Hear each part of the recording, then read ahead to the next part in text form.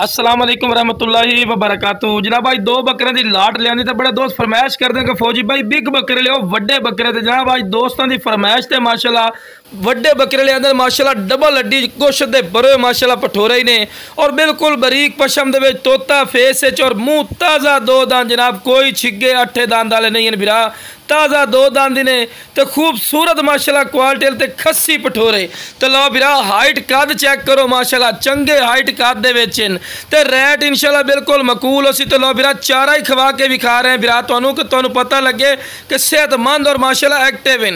हालांकि नाल दा पठोरा तुसी मंडी चले जाओ तो 90,000 95,000 रुपये तो घट नहीं मिलना, लेकिन इंशाल्लाह जरा बिरा काल कर सी थोड़ी काल की रिस्पैक्ट हो सी जोड़ा जिस रेट से देंगे थोड़ा दिल खुश होएगा इंशाल्लाह।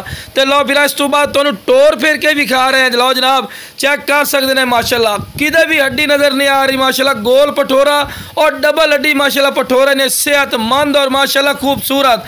तो लो बिरा हुसन खूबसूरती की इंतहा होगी ने माशाल्लाह।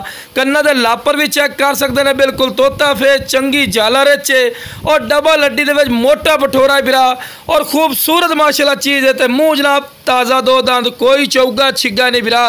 तो हाइट कद भी चेक करो खूबसूरती भी तो खस्सी पठोरा कोई आंडी नहीं बिरा। तो क्वालिटी वाला माशाल्लाह पठोरा ही नहीं। तो ये नाल दा अगर मंडी चले जाओ या किसी अयाली को पूछो तो बिरा दे नाल दा पठोरा जनाब 80-90,000 रुपये तो घट नहीं मिलना, लेकिन इंशाल्लाह जरा बिरा सानू कॉल कर सी थोड़ी सोच तो भी कम राइट ते देवांगे। तो हुसन खूबसूरती जितनी बंदा तरीफा करे फायदा कोई नहीं बिरा और चंगे वड्डे बकरे ने कोई साढ़े को आवना चाहे जनाब साड़ी लोकेशन ते आ सकते हो। तो क्वालिटी वाली चीज़ ना डबल हड्डी लो बिरा टोर फेर के भी खा